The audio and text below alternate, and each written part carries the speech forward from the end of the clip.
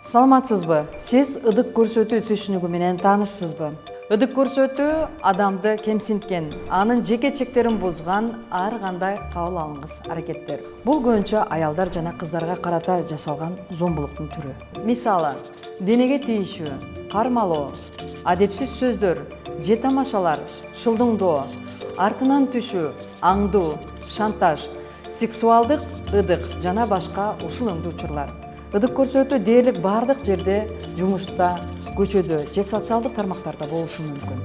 Изилдөөлөргө караганда Кыргызстанда ар бир 4-чү аял жумуш ордунда жыныстык асууларга тош болот. Эгер сиз ыдыкка кабылсаңыз, сизде эч кандай күнөө жок экенин түшүнүңүз. Эгерде сиз адамдын жүрүм турумунан ыңгайсыз болсоңуз, аны дароо айтыңыз. Сизге жазган SMS билдирүүлөрүн скриншот кылып сактаңыз. Диктофонго жаздырып, видеого тартып алганга аракет кылыңыз. Жакындарыңызга айтып, жардам сурагандан коркпоңуз. Сиз мындай учурга кабылгансызбы? Пикир калтырыңыз.